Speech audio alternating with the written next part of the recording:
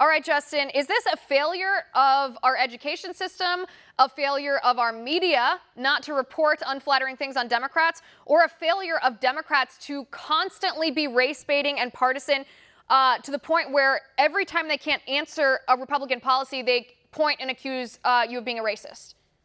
Yeah, is all of the above an option? Because I think all of the above is an answer. I think that we have a massive problem in the United States today. We don't have real discourse on the actual issues. And you can see that here. They don't hate what Donald Trump is saying. They hate Donald Trump. So anything that can be attributed to Donald Trump is automatically the worst thing that's ever been said on the face of the planet.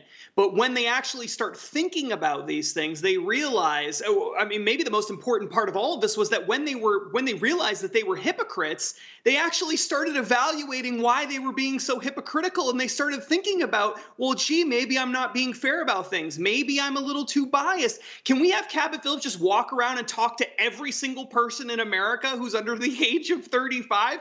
Maybe they would all become Republicans if that actually happened, because they'd be forced to recognize that so many of the beliefs they have are not actually based on policy. They're not actually based on results. They're based on rhetoric. They're based on what they're seeing from Hollywood and from the news media and from the New York Times and things like that. It's not real, but they just don't know that until they're confronted with it in a direct way. And that's what everybody needs to do, is confront younger people and get them to think about these things. That's the ironic part about this happening on college campuses. This is supposed to be what university professors do. They challenge assumptions in students' minds to get them to think outside the box and evaluate how they think and what they hold as values. That's the purpose of a college education. And yet, in the classroom, their liberal views are just reinforced, and it takes Cabot Phillips out on the green on these college campuses to actually challenge students. That's pretty pathetic.